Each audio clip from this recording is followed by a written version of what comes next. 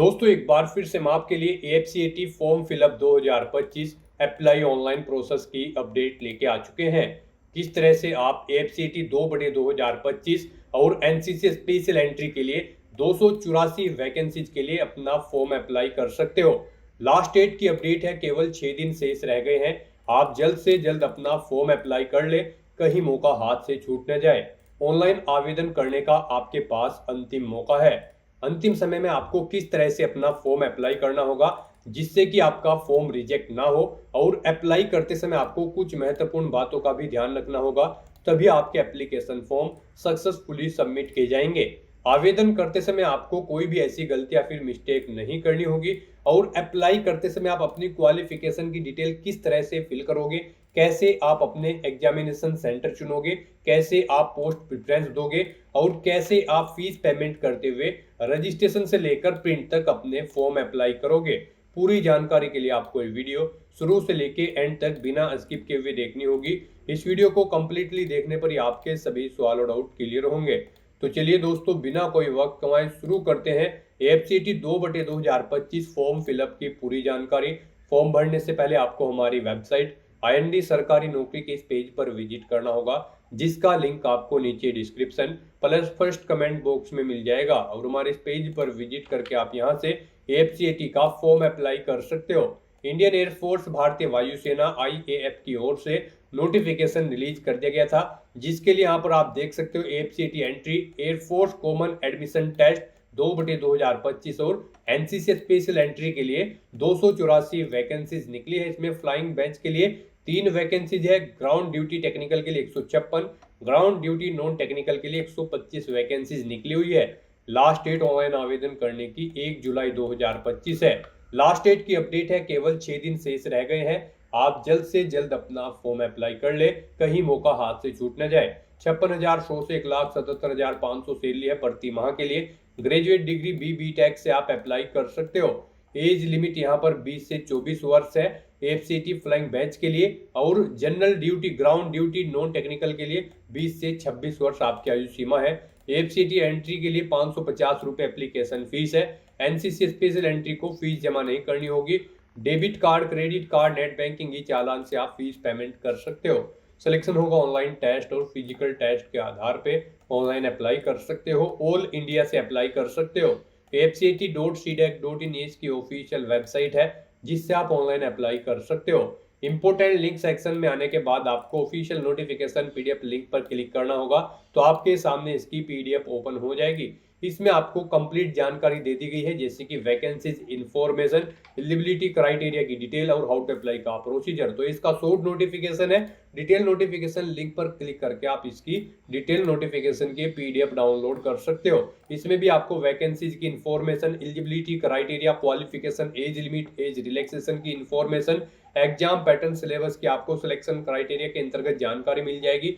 Physical criteria की detail आपको इस पीडीएफ में दी गई है। एग्जामिनेशन सेंटर की लिस्ट आपको इसमें मिल जाएगी। प्रीवियस ईयर पेपर की जानकारी और साथ ही साथ हाउ टू अप्लाई का कंप्लीट प्रोसीजर आपको इस पीडीएफ में दिखाया गया है। तो ऑनलाइन आवेदन करने से पहले आपको ये ऑफिशियल नोटिफिकेशन की पीडीएफ पूरा पढ़ना अनिवार्य है। इसको पूरा पढ़ने से आपके सभी सवाल और डाउट क्लियर होंगे। पीडीएफ रीड आउट करने के बाद में आपको अप्लाई ऑनलाइन लिंक पर क्लिक करना होगा, तो आपके सामने ऑनलाइन आवेदन करने का ये ऑफिशियल पोर्टल ओपन हो जाएगा। गाइस, यहाँ पर अगर आपने पहले से रजिस्ट्रेशन कर रखा है तो आपको अपनी ईमेल आईडी एंटर करनी है, अपना पासवर्ड आपको एंटर करना है, ये कैप्चा कोड आपको यहाँ पर एंटर करना है, और साइन इन के इस ऑप्शन पर क्लिक करके आपको अपने डैशबोर्ड में साइन इन कर लेना है, और फिर वहाँ से आपको अपना फॉर्म अप्लाई करना है। और अगर यहाँ पर इस भर्ती के लिए आप फर्स्ट टाइम अप्लाई करने जा रहे हो तो सबसे पहले यहाँ पर आपको अपना रजिस्ट्रेशन करना होगा। उसके लिए आपको साइन अप के इस ऑप्शन पर क्लिक करना है।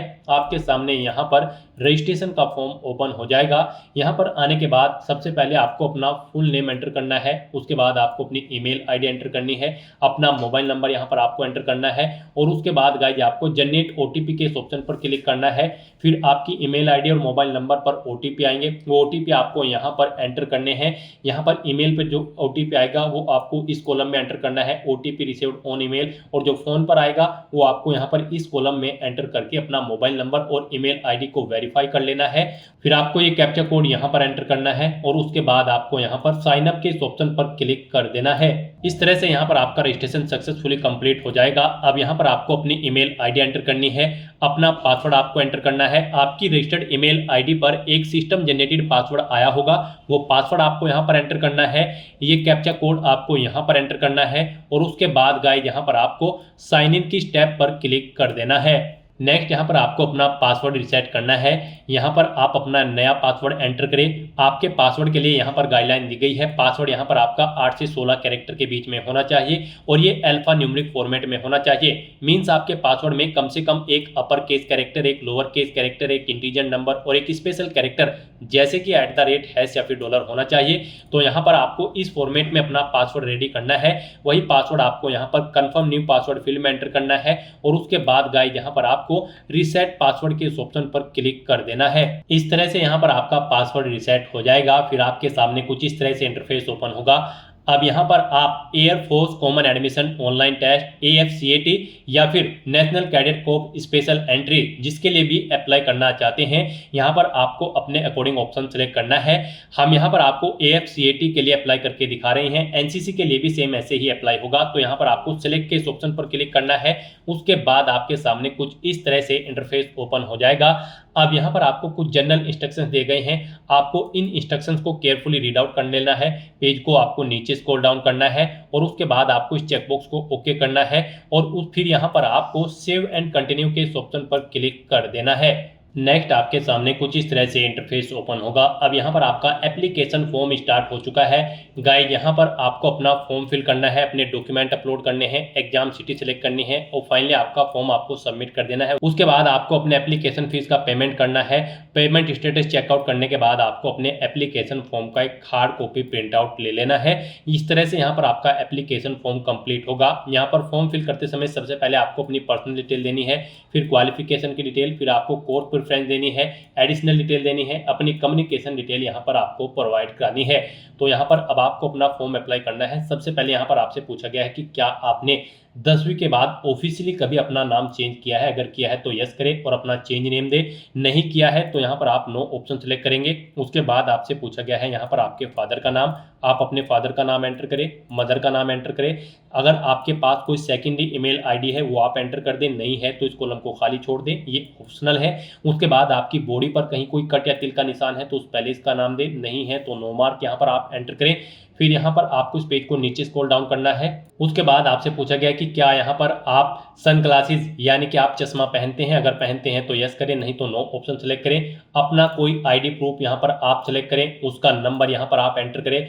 फिर आपसे पूछा गया कि क्या आपने PABT CPSS पास आउट किया है। अगर किया है तो इस ऑप्शन को पास को सेलेक्ट करें, फेल्ड है तो फेल्ड ऑप्शन सेलेक्ट करें, नहीं अपीयर हुए हैं तो यहाँ पर आपको नोट अपीयर्ड ऑप्शन सेलेक्ट कर लेना है। इसके बारे में आप व्यू इन्फॉर्मेशन के लिंक पर क्लिक करके इन्फॉर्मेशन कलेक्ट कर सकते हो, इन्फॉर्मेशन ले सकते हो। यहाँ पर अगर आपने PABT CPSS पास आउट किया है तो यहाँ पर आपको अपना बैच नंबर देना होगा, PABT CPSS का चेस्ट नंबर देना होगा। यहाँ पर इशू कब हुआ है वो डेट आपको सेलेक्ट कर लेनी है। यहाँ पर आपको AFSB बोर्ड सेलेक्ट कर लेना होगा। फिर यहाँ पर आपसे पूछा गया कि क्या आपके पास वैलिड कमर्शियल पायलट लाइसेंस है। यहाँ पर फ्लाइंग ब्रांच की पोस्ट पर अप्लाई करने के लिए ये होना जरूरी है। नहीं है तो यहाँ पर आप नो ऑप्शन सेलेक्ट करेंगे, है तो यस ऑप्शन सेलेक्ट करेंगे। उसके बाद आपसे पूछा गया कि क्या आप इंडियन एयरफोर्स में एयरमैन के पोस्ट पर सर्विस करते हैं। अगर करते हैं तो आप यस करेंगे और फिर यहाँ पर आप उसकी डिटेल देंगे, जैसे कि रैंक क्या है आपकी वो बताएं। यहाँ पर सर्विस नंबर आप दें, अपनी करंट पोस्टेड यूनिट यहाँ पर आप एंटर करें, कमांड सेलेक्ट करें और नहीं है आप एयरमैन के पद पर कार्यरत तो आपको नो ऑप्शन सेलेक्ट करना है। अपना जेंडर फिर आपको यहाँ पर सेलेक्ट करना है। उसके बाद यहाँ पर आपको हम बता दें केवल अनमैरिड कैंडिडेट से यहाँ पर अप्लाई कर पाएंगे। फिर यहाँ पर आपको अपनी डेट ऑफ बर्थ सेलेक्ट करनी है। यहाँ पर आपका जन्म 2/7/2000 से 1/7/2006 के बीच में होना अनिवार्य है। अपनी वही डेट ऑफ बर्थ आपको एक बार फिर से यहाँ पर सेलेक्ट कर लेनी है और फिर गाइस यहाँ पर आपको सेव एंड कंटिन्यू के इस ऑप्शन पर क्लिक कर देना है। फिर आपने जो डिटेल प्रोवाइड कराई है इसका प्रीव्यू आपको शो कर दिया गया है, आपको इसे चेकआउट करना है और फिर सबमिट के इस ऑप्शन पर क्लिक कर देना है। नेक्स्ट यहाँ पर आपको अपनी एजुकेशनल क्वालिफिकेशन की डिटेल प्रोवाइड करनी है। गाइस यहाँ पर आप ऑफिशियल नोटिफिकेशन में से चेकआउट कर सकते हो। यहाँ पर फ्लाइंग ब्रांच के लिए आपका 12वीं क्लास में आपके पास 50% मार्क्स होने जरूरी है मैथ और फिजिक्स में, प्लस यहाँ पर आपके पास ग्रेजुएट डिग्री होनी जरूरी है। 3 साल की ग्रेजुएट डिग्री मिनिमम 60% मार्क्स के साथ किसी वेल रिकॉग्नाइज्ड यूनिवर्सिटी से किसी भी डिसिप्लिन के अंतर्गत, या फिर आपके पास बीटेक की डिग्री होनी चाहिए 4 साल की किसी वेल रिकॉग्नाइज्ड यूनिवर्सिटी से 60% मार्क्स के साथ। यहाँ पर फ्लाइंग ब्रांच के लिए हम आपको ये क्वालिफिकेशन बता रहे हैं। या फिर कैंडिडेट का यहाँ पर क्लियर्ड सेक्शन होना चाहिए A and B examination of associate membership of institution of engineer से 60% मार्क्स के साथ यहाँ पर। और अगर आप ग्राउंड ड्यूटी टेक्निकल ब्रांच के लिए अप्लाई कर रहे हैं तो कैंडिडेट के पास यहाँ पर 50% मार्क्स होने चाहिए फिजिक्स और मैथमेटिक्स में 10+2 लेवल में, और यहाँ पर आपके पास ग्रेजुएट डिग्री होनी जरूरी है एडवांस कंप्यूटर एप्लीकेशन या फिर artificial intelligence AI and data science. यहाँ पर इन ब्रांच के अंतर्गत आपके पास ग्रेजुएट डिग्री होनी जरूरी है। आप ऑफिशियल नोटिफिकेशन में से अपनी क्वालिफिकेशन चेकआउट कर सकते हो। एरोनॉटिकल इंजीनियर के लिए आपके पास ये क्वालिफिकेशन यहाँ पर होनी चाहिए। और यहाँ पर ground duty non technical branch weapon system WS branch के लिए आपके पास यहाँ पर कुछ इस तरह से क्वालिफिकेशन होनी चाहिए। यहाँ से आप ऑफिशियल नोटिफिकेशन में से चेकआउट कर सकते हो। यहाँ पर आप ऑफिशियल नोटिफिकेशन में से अपनी क्वालिफिकेशन चेकआउट करेंगे और उसके अकॉर्डिंग यहाँ पर आप अपनी एजुकेशनल क्वालिफिकेशन सेलेक्ट करें और फिर यहाँ पर आप उसकी डिटेल प्रोवाइड कराएं। यहाँ पर अगर आपने 10+2 प्लस ग्रेजुएशन कर रखी है तो पहले यहाँ पर आपको अपना ग्रेजुएशन का लेवल सिलेक्ट करना है। आपने किस में अपनी ग्रेजुएशन की है, ऑप्शन A, B, C या फिर D।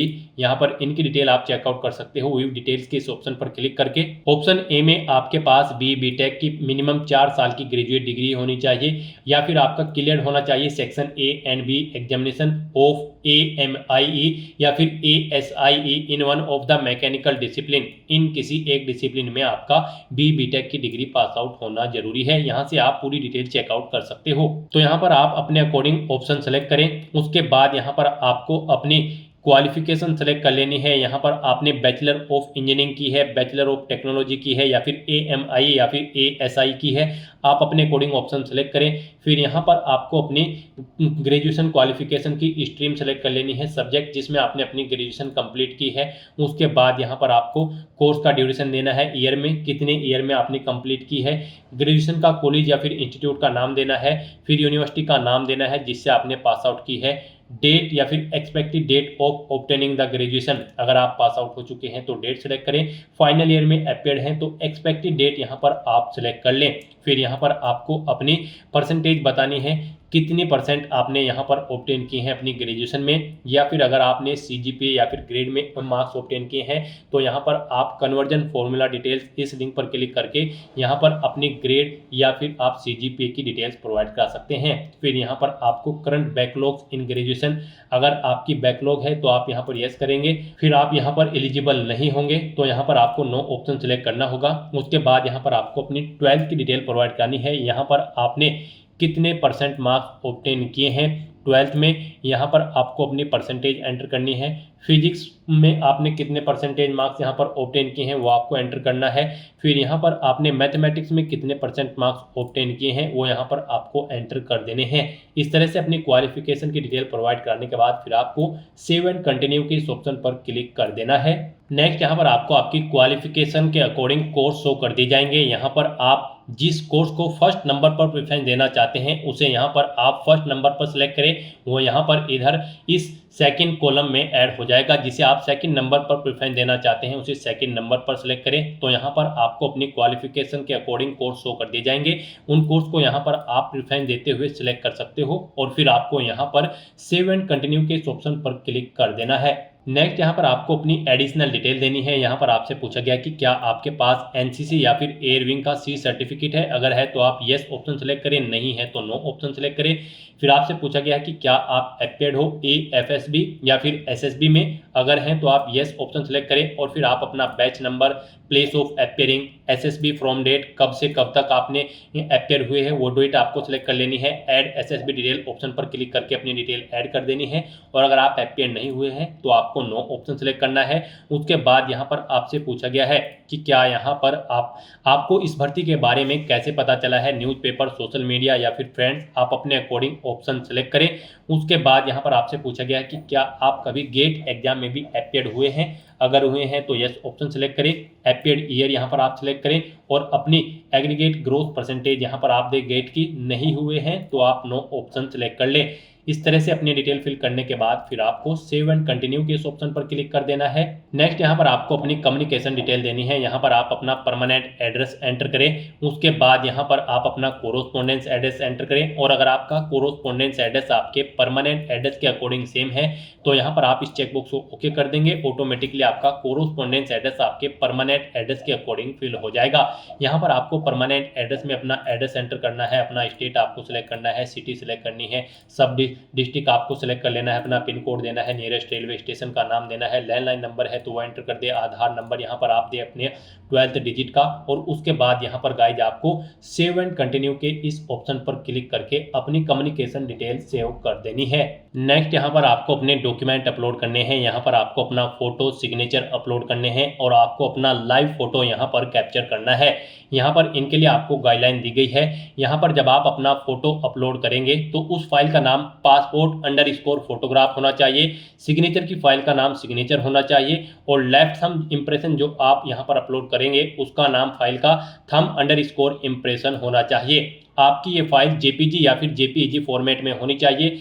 10 KB से 50 KB के बीच में इनका साइज होना चाहिए। तो यहाँ पर आने के बाद आपको चूज फाइल के इस ऑप्शन पर क्लिक करना है, फाइल को सिलेक्ट कर लेना है और 1 बाय 1 करके आपको अपना फोटो, सिग्नेचर और लेफ्ट थंब इम्प्रेशन यहाँ पर अपलोड कर देने हैं।